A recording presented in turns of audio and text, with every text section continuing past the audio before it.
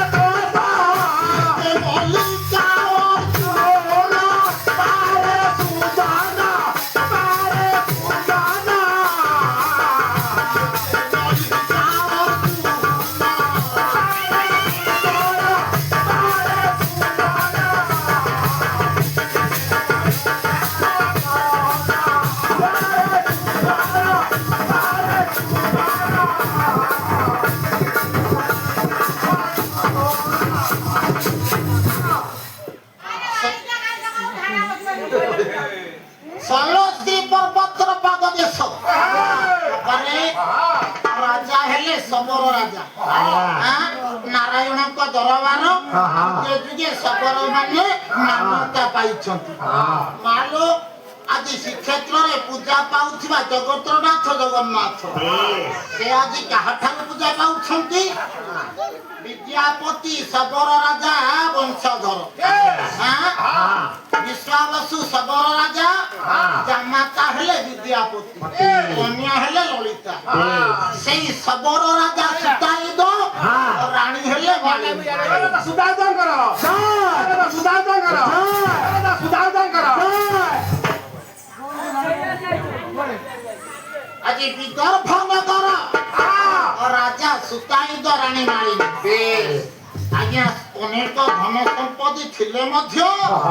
राजांकर मनरे दुख रानींकर मनरे मध्य दुख आज दुख रे दुई जण जाक काळती पात करूछंती आज चिंतित मनरे राजा रानी बेनी काळती पात करती घरारे काळती पात करते मन मन भाती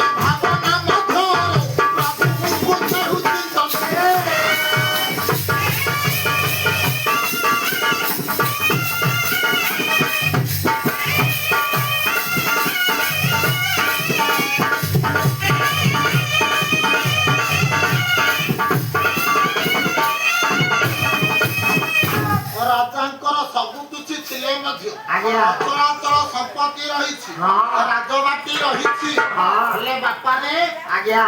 ରାଜବାଟୀଟି ହୋଇଛି କେମିତି? କେମିତି କେମିତି ତାଙ୍କ ନିବାସୀ ଧନେଶ୍ୱର ପାଇଁ ମଉଜ କଣ ଲେଖିଲେ? ସବୁଜ ସାହିତ୍ୟ କବି ହଁ କହିଲା ଚତୁଃପାଖ ବେଢା ଚିର ସଦୃଶ୍ୟ ରାଜାଙ୍କର ରାଜ ନବର।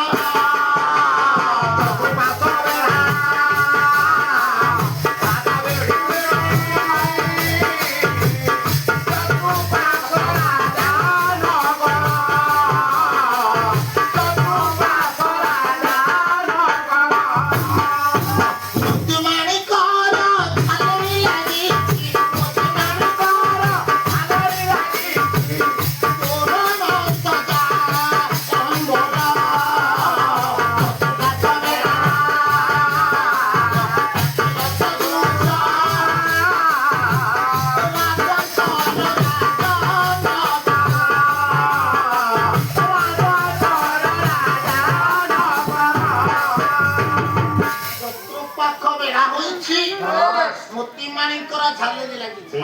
କବିର କଳ୍ପନା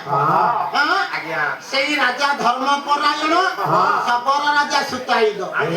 ଆଜ୍ଞା ସର୍ବସମ୍ପତ୍ତିର ଅଧିକାରୀ ହେଲେ ମଧ୍ୟ ରାଜ୍ୟ ଅଛି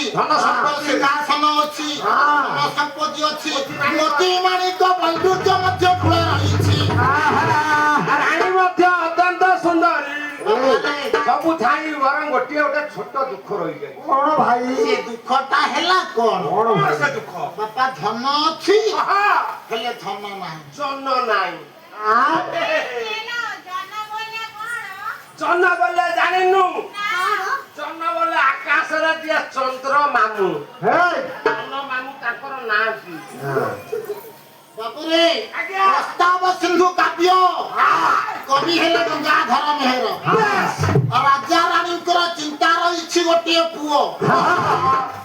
ମାନେ ଛୁଆ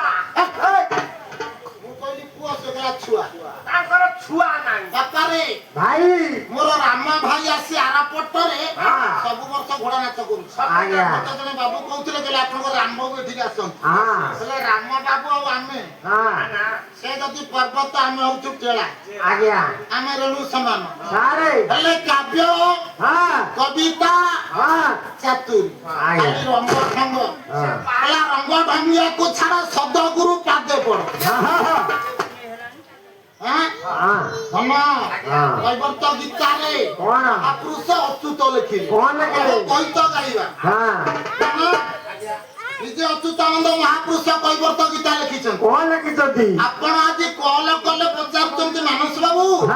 କେତୋଟି ଝିଅ ଆପଣଙ୍କ ଦଳରେ ଅଛନ୍ତି ମହାପୁରୁଷ ସେ କଥା କହିନଥିଲେ ହେଲେ ପୁରୁଷକୁ ନାରୀ ବେଶ କରିଣ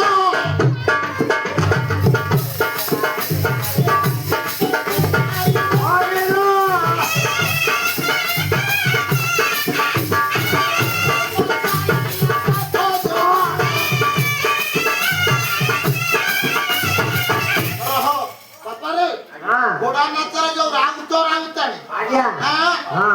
ରାଉତ ରାଉତାଣୀ କିଏ